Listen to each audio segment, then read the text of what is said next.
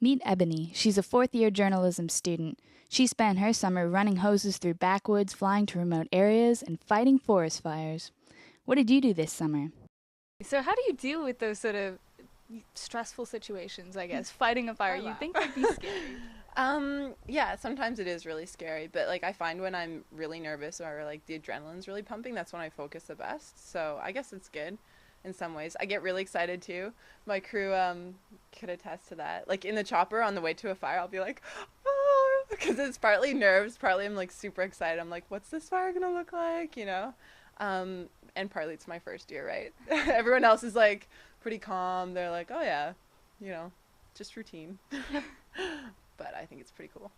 Have you ever had a moment where you were fighting a fire that was really scary or you were sort of concerned about your safety?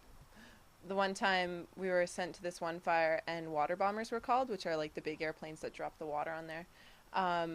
And my crew leader thought it was actually going to be water dropped, but instead it was foam.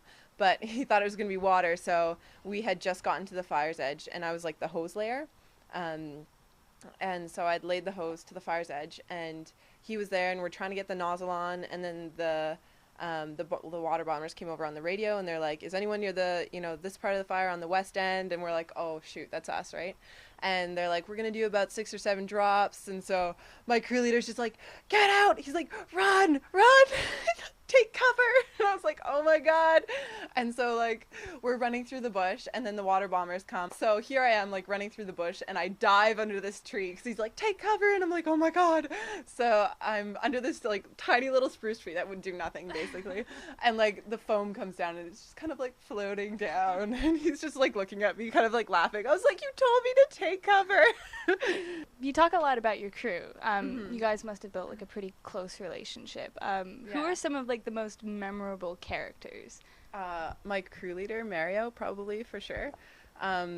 He was a wonderful guy. Like he just cared so much, but I was so passionate about fire. So how do you think this whole experience over the summer has changed you as a person?